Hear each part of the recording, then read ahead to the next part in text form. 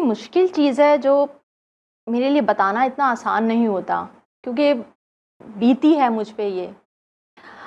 जब मतलब उमर मेरे साथ ही रहते थे ज़्यादातर, और उमर की बेटी का जब इंतकाल हुआ, जैसे कि सबको पता है कि थोड़ा-सा उसके साथ ट्रेजेडी ये हुई कि उसका इल्लीगल ऑपरेशन हुआ, जो मीडिया पे सब चला भी।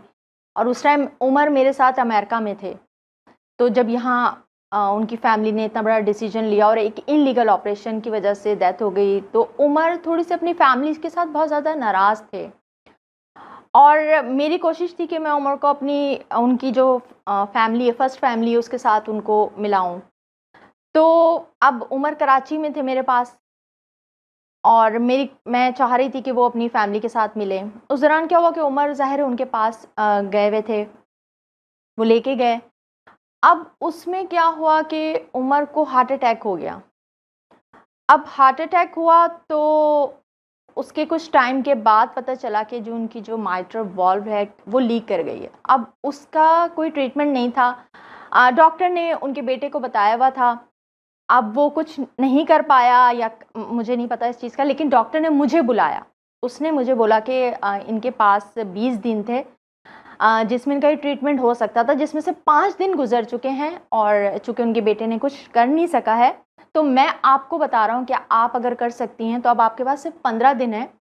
15 दिन में अगर आप इन्हें ले जाएँ, 3 उन्होंने मुझे कंट्रीज़ के नेम बताए, जिसमें से एक अमेरिका, एक जर्मनी और एक सऊदी अरब, कि इन 3 कंट्रीज़ में हमने अब तक जितना रिसर्च किया है कि यहाँ पे इसकी जो क्लिपिंग होती है, तो आप अगर इनको यहाँ वहाँ ले जाएँगी तो ठीक है, एक क्लिपिंग हो जाएगी तो ठीक है, वरना 20 दिन बाद तो हम इनका ओपन हार्ट सर्जरी करेंगे, जो 99% इनके लिए रिस्क है।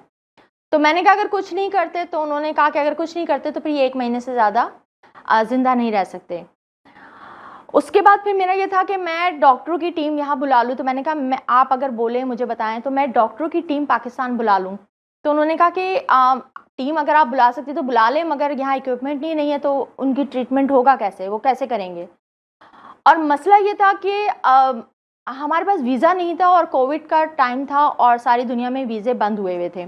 हमारे पास वीज़ा था बट उसी टाइम ख़त्म हुआ था। तो मैंने उसका, क्योंकि टाइम बहुत कम था, तो मैंने उसका हल यही सोचा कि मैं मीडिया पे जाऊँ और मीडिया के थ्रू वज़ीर-ए-आज़म से बात करूँ, कि क्योंकि इत्तेफ़ाक से उमर का जो मोबाइल था वो भी उनके बेटे के पास था और वो मुझे नहीं दे रहा था। अगर वो होता तो शायद मैं डायरेक्ट ही वज़ीर-ए-आज़म को कॉल कर लेती। लेकिन मैंने कहा कि चूँकि फैमिली भी उनकी इन्वॉल्व थी और मेरे ऊपर प्रेशर बहुत ज़्यादा था, तो मैंने सोचा कि मुझे मीडिया पे ही जाना चाहिए। उसके लिए फिर मैंने वसीम मदामी जो हैं उनको कॉल की, उनको बुलाया, उनको सब बताया कि ये आपको रात को प्रोग्राम करना है और उसमें आपने इसको डिस्कस करना है, क्योंकि मेरे पास टाइम कम है और मुझे वीज़े चाहिए, और चूँकि अभी वीज़ा अप्लाई नहीं हम कर सकते क्योंकि बंद है वीज़े, तो मुझे डायरेक्ट वज़ीर-ए-आज़म से बात करनी है। उन्होंने रात को प्रोग्राम किया, मुझे सुबह वज़ीर-ए-आज़म के एडीसी की कॉल आ गई कि उन्होंने कहा क्या चाहती हैं आप? तो मेरा ये थोड़ी-सी डिमांड थी कि मैं चाहती थी, मुझे सऊदी अरब का वीज़ा चाहिए था। मुझे लगा कि सबसे ज़्यादा करीब वो है। 15 दिन का मकसद ये मैं आपको बता इतना आसानी से रही, लेकिन जिस टाइम 15 दिन मैंने सुना थे तो मेरे पैरों तले ज़मीन निकल चुकी थी, और मुझे उस टाइम को समझ नहीं आ रहा था कि 15 दिन। तो मेरा ये था कि बस मैं 1-2 दिन में उमर को ले जाऊँ। तो मैं चाहती थी कि मुझे बस आज ही वीज़ा मिले, मैं कल उमर को सऊदी ले जाऊँ। और उस टाइम उमर ठीक थे, मतलब बैठे हुए थे, बात कर रहे थे। मुझे याद है वसीम मदामी भी जब उनसे जाके मिले हैं, मैंने उनको जाके मिलाया है। मैंने उनको उनकी फ़िल्म का गाना भी सुनाया, तो हँसने लगे, कहने तुमने गलत गाया। फिर उन्होंने लाइन सही करके गाई। तो मैंने कहा अच्छा। फिर मैंने कहा कि मैंने उनको बताया कि मैं ऐसा करूँगी कि उमर आपको सऊदी अरब ले चलेंगे, पहले आप उम्रा करिएगा, फिर जब आपकी सर्जरी हो रही होगी तो मैं काबा शरीफ का गला पकड़ के बैठ जाऊँगी और मैं कहूँगी बस अल्लाह उमर को सही कर दें। तो मैं चाहती थी कि मैं सऊदी अरब का वीज़ा मगर थोड़ी-सी वही प्रॉब्लम कि उनकी फ़र्स्ट फैमिली, उनके बेटा, क्योंकि ज़ाहिर है आप जवान बेटा था, ये पाकिस्तान है। ये दूसरे और मुल्कों में तो बीवी के ज़्यादा राइट्स हैं, बीवी की इजाज़त के बगैर कुछ हो नहीं सकता, बट ये पाकिस्तान है, यहाँ पे बेटा खड़ा हो गया कि नहीं, मैं अमेरिका के अलावा कहीं जाने की इजाज़त नहीं दूँगा। उसकी वजह से मुझे काफ़ी प्रॉब्लम हुई। अगर मैं क्योंकि मुझे एडीसी ने पूछा कि वज़ीर-ए-आज़म पूछ रहे हैं कि आप क्या चाहती हैं? तो मेरा ये था कि मुझे सऊदी अरब का वीज़ा चाहिए और मुझे कुछ भी नहीं चाहिए। लेकिन अब बात बढ़ चुकी थी, फैमिली मुझ पे प्रेशर डाल रही थी। फिर मुझे सबने समझाया कि ज़रीन, अगर हमें इस टाइम लड़ना नहीं है और हमें इस टाइम वो करना है कि अल्लाह ना करे अगर आप सऊदी अरब लेके जाती हैं और कुछ हो जाता है तो आप पे सारा इल्ज़ाम आएगा कि हम अमेरिका भेजना चाहते थे और ये सऊदी अरब ले गई। तो फिर मुझे उस बात को मानना पड़ा और मुझे पाकिस्तान गवर्नमेंट से अमेरिका के वीज़े मांगने पड़े। अब अमेरिका के वीज़ों के लिए मुझे 4 दिन लग गए, कौंसलेट जनरल वगैरह सब मिले, क्योंकि ऐसे कोई प्रॉब्लम नहीं थी। अल्हम्दुलिल्लाह उमर इतना अमेरिका, मतलब मैं ख़ुद भी 2003 से हर साल अमेरिका जाती हूँ, तो मेरे 5-5 साल के वीज़े भी लगे हुए हैं। मेरे P3 वर्क पर मेरे वीज़े लगे हुए, तो सोचो उमर के कितने वीज़े लगे होंगे। और 2 दफ़ा उन्हें ऑनरेबल सिटीजनशिप मिल चुकी है, शिकागो के मेयर से भी और ह्यूस्टन के मेयर से भी। तो मगर पाकिस्तानी थे उमर, तो उमर चाहते थे कि वो एक पासपोर्ट ही रहे, तो उस वीज़े की एक बहुत अहमियत थी मेरे लिए। मैंने कहा चले ये वीज़ा मुझे मिल जाए। मगर उसमें 4 दिन लगे। उसमें क्या हुआ कि डॉक्टर ने हमें कहा कि अब ये इतना लॉन्ग जो है ना सफ़र नहीं कर सकेंगे, तो आपको एयर एम्बुलेंस में लेके जाना होगा। अब मैंने जब हॉस्पिटल से पता किया तो उन्होंने कहा जी हमारे पास एयर एम्बुलेंस तो क्या, हमारे पास तो रोड की एम्बुलेंस नहीं है। उसके अलावा पाकिस्तान में कोई भी एयर एम्बुलेंस है ही नहीं, ये मुझे उस दिन पता चला। एक ईदी साहब की एक एम्बुलेंस होती थी, बट वो भी डोमेस्टिक वो होती थी और वो भी बंद हो चुकी थी। तो मुझे समझ भी नहीं आया कि मैं सब मतलब कहाँ से फिर एयर एम्बुलेंस मिलेगी, क्या होगा, कैसे करते हैं, कहाँ किससे बात करते हैं। तो फिर मुख्तलिफ कंट्रीज़ को कांटेक्ट करने की कोशिश की, जिसमें ऑस्ट्रेलिया, इस्तांबुल, तुर्की वगैरह सब जगह मैं कांटेक्ट कर रही थी, क्योंकि जो मुझे समझ में आता था मैं करती थी। अच्छा, उसमें मैं सऊदी अरब उमर को ले जाना चाहती थी, लेकिन मेरे एक दिल में एक बात थी कि मुझे पता नहीं क्यों लगता था कि जैसे मैंने कहीं पढ़ा है या कुछ है कि इंडिया में भी शायद ये ट्रीटमेंट होता है। तो मेरी सबसे ज़्यादा ख्वाहिश ये थी कि उमर इंडिया जाए, क्योंकि इंडिया में जितने भी आप सुपरस्टार जिनके आप दुनिया फ़ैन है ना, वो सारे स्टार उमर शरीफ के फ़ैन थे। उसमें चाहे शाहरुख खान, चाहे आमिर खान, चाहे सलमान खान, चाहे अक्षय, ये वो लोग हैं। इन आर्टिस्टों को मैंने देखा है कि अगर उमर शरीफ बैठे हैं ना, तो ये उमर शरीफ के सामने बैठते भी नहीं थे। ये उमर को इतनी मोहब्बत करते, जितनी रिस्पेक्ट करते हैं। तो मुझे मेरे दिल में था कि मैं किसी एक आर्टिस्ट को भी कॉल करूँगी तो सब अच्छा अरेंजमेंट हो जाएगा। और इत्तेफाक ये देखें कि मुझे इंडिया के एक डॉक्टर से मैसेज आ गया और उन्होंने मुझे लिखा कि मैं ये ट्रीटमेंट करता हूँ, मैं क्लिपिंग करता हूँ, आप इनको इंडिया लेके आ जाएं, और अगर आप इनको नहीं ला सकती तो आप हमें इजाज़त दें।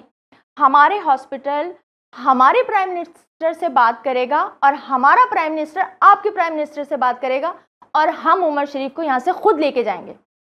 मेरे लिए इससे बढ़ के बात ये कोई नहीं थी और मैं इसके लिए बहुत राज़ी थी। मगर फिर वही मसला कि अमेरिका ही जाना है और इसका मुझ पे प्रेशर था। मैं इंडिया ले जाना चाहती थी, 2.5-3 घंटे की फ़्लाइट है, या सऊदी अरब, लेकिन इंडिया का ज़्यादा मेरा था कि वहाँ पे ज़्यादा अच्छी उनकी टेक केयर हो सकेगी। सब प्यार करते हैं, पूरा मुल्क ही उनसे बहुत प्यार करता है, लेकिन मैं नहीं कर सकी। और इस अमेरिका के अरेंजमेंट में और एयर एम्बुलेंस अरेंज करने में, उनसे डील होने में, फिर ये कि आप इतनी बड़ी रकम, क्योंकि एयर एम्बुलेंस का खर्चा था 4 करोड़, वो कोई भी नहीं एकदम से दे सकता। एक दिन में कैसे दे सकते हैं, और गवर्नमेंट यहाँ से पाकिस्तान से पैसे ट्रांसफ़र भी नहीं कर सकते, वो एक अलग फिर एडीसी से मेरी वज़ीर आज़म की बात हुई, फिर स्टेट बैंक से बात हुई। उस टाइम तक सिंध गवर्नमेंट ने अनाउंस कर दिया कि हम एयर एम्बुलेंस का वो देंगे। तो वो एयर एम्बुलेंस के पैसे की फिर उसमें एक दिन लग गया, क्योंकि यहाँ से ट्रांसफ़र होने में स्टेट बैंक की तरफ से इजाज़त मिली गई। डॉलर्स में आपको पता है यहाँ से दे नहीं सकते, पैसे भेज नहीं सकते बाहर। वो करते करते में क्या हुआ कि 15 दिन उमर को कराची में ही हो गए।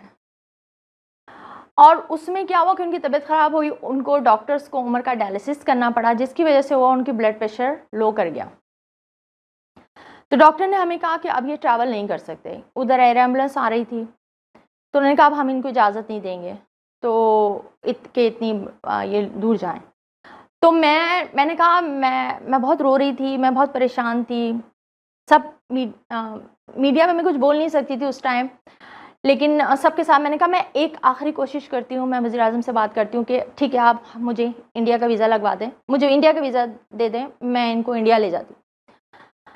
मगर उमर की फ़र्स्ट फैमिली ने, उनके बेटे ने एयर एम्बुलेंस पे 100% रिस्क पे सिग्नेचर कर दिया और उनका नहीं, अमेरिका ही जाएंगे। फिर एयर एम्बुलेंस वालों ने ज़ाहिर है वो कहा कि आपके पास वहाँ के जर्मनी का वीज़ा नहीं है तो आप ट्रैवल नहीं कर सकते कोई भी।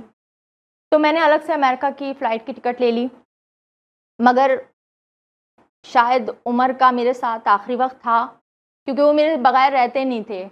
20 साल हम 24 घंटे साथ होते थे, मतलब वो ट्रैवल कर रहे हैं तो भी मैं, दुनिया के जिस कोने में भी जा रहे हैं वो तो मैं साथ होती थी, घर में भी साथ, उनके प्रोडक्शन हाउस में भी साथ, उनके शोज़ में भी साथ। तो वो नहीं चाहते थे कि मैं वो अकेले जाएं, और अल्लाह की तरफ से फिर इजाज़त मिल गई। Happy birthday to you, happy birthday to you। Air ambulance में जब हम गए तो जर्मनी से हमें फ्यूल लेना था, तो वहाँ पे जब जहाज़ रुका तो उस टाइम उमर एक बार बीच में बेहोश हो गए थे। तो डॉक्टर ने कहा कि हम इतना अभी इनको ट्रैवल नहीं करा सकते, एक दिन हम यहाँ जर्मनी के हॉस्पिटल में रखेंगे और फिर अमेरिका जाएंगे। इतनी देर में फिर मैं वहाँ वीज़े के लिए चली गई और वो लोग उमर को एम्बुलेंस में लेके जर्मनी के हॉस्पिटल चले गए। और मैं वीज़ा लेके 4 घंटे बाद हॉस्पिटल आई तो उमर के सारे टेस्ट वगैरह हो चुके थे और वो सब उमर का काफ़ी ठीक हो चुके थे उमर। खैर फिर लेकिन हुआ कुछ ऐसा है कि बस जिस दिन हम 2-3 दिन उनका ट्रीटमेंट चलता रहा, और इत्तेफाक से जिस हॉस्पिटल में थे हम वो भी बेस्ट हॉस्पिटल था इस क्लिपिंग के लिए जो उमर के ट्रीटमेंट का था, लेकिन हमें अमेरिका ही लेके जाना था। तो खैर उन्होंने कहा कि जिस दिन उन्होंने कहा कि आज जो है कल सुबह जो है आप जा सकती हैं अमेरिका लेके, तो रात में मुझे याद है कि मैं उमर के पास बैठी हुई थी और उमर 11:30 बजे उनका डायलिसिस स्टार्ट होना था और ब्लड मैं ऐसा देख नहीं सकती। तो 7:30 बजे मैंने उमर को कहा कि उमर सो रहे थे और उमर की एकदम आँख खुली, तो मैंने कहा कि उमर मैं जा रही हूँ। तो उमर कहने लगे कहाँ ठहरी हुई हो? तो मैंने कहा होटल में। तो उमर ने ऐसे हाथ बढ़ाया और मैंने उनका हाथ पकड़ लिया, तो उन्होंने कहा कहीं नहीं जाओ, यहाँ बैठ जाओ। ये वो आखिरी जुमला था जो उन्होंने मुझसे बोला और मैं वहाँ बैठ गई और उनका हाथ पकड़ के, और वो फिर सो गए। तो मैं 11:30 बजे तक बैठी रही। फिर डॉक्टर ने मुझे कहा अब हम इनको डायलिसिस करना होगा और आपको बाहर जाना होगा। तो मैंने कहा मैं होटल फिर चली जाती हूँ, क्योंकि मेरी पता नहीं क्यों मेरी तबीयत ख़राब हो रही थी, मुझे चक्कर आ रहे थे और मैं क्योंकि एक वैसे भी जर्मनी जाके मेरी एक वो थी ज़ाहिर कुछ खाती पीती नहीं थी, उमर को देखती रहती थी, तो मैं बहुत वीकनेस महसूस कर रही थी, सब कुछ मेरी खुद की बहुत तबीयत ख़राब थी। तो मुझे ऐसा था कि यार सुबह फ़्लाइट लेनी है, ऐसा ना कि मेरी तबीयत ख़राब हो जाए। तो मैं होटल आ गई। मुझे सुबह जो है ना जो हमारे एक थे वो अमजद भाई, उन्होंने मुझे कॉल की कि भाभी हॉस्पिटल आए, उनकी तबीयत ठीक नहीं है। अब जब मैं हॉस्पिटल पहुंची हूं तो डॉक्टर मुझे अंदर ही ना जाने दें, तो मैं रो रही हूँ, चीख रही हूँ कि please open the door, I am Mrs Umar Sharif, but वो मुझे नहीं अलाउ कर रहे थे। और क्योंकि वो उनको सही करने की, स्टेबल करने की कोशिश कर रहे थे। उसमें फिर उमर का उस टाइम सुबह 9 बजे इंतकाल हो गया। जब डॉक्टर ने मुझे बताया तो ये एक बहुत ही नाकाबिल यकीन बात थी। खैर गई उमर के पास, पहले तो उनसे लड़ी कि आपने धोखा दिया, चले गए। फिर उनको देखती रही, फिर उनके सीने पे सर रख के लेट गई। फिर मैंने कराची फ़ोन किया, वसीम बदामी को बताया। फिर मैंने उनको ये बोला कि उमर की आखिरी ख्वाहिश थी अब्दुल्ला शाह गाज़ी में।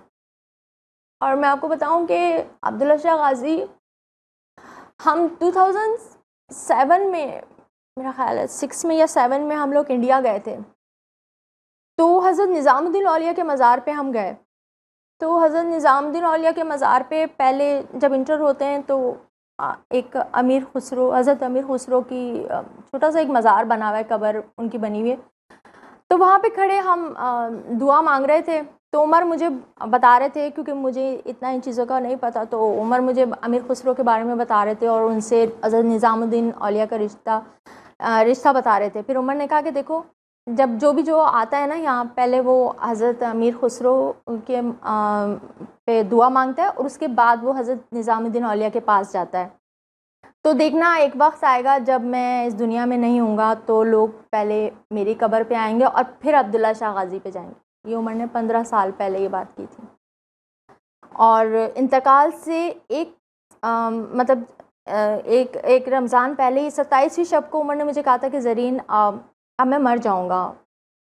तो मैं रोने लगी कि आप ऐसे क्यों बात कर रहे हैं, आपको मेरी बिल्कुल फ़िक्र नहीं है। तो कह रहे हैं तुम्हारे लिए तो जी रहा हूँ। तो उमर ने मुझे कहा कि मुझसे वादा करो कि तुम मुझे लाहौर नहीं लेके जाओगी और मुझे अब्दुल्ला शाह गाज़ी पे मेरी तदफीन करोगी।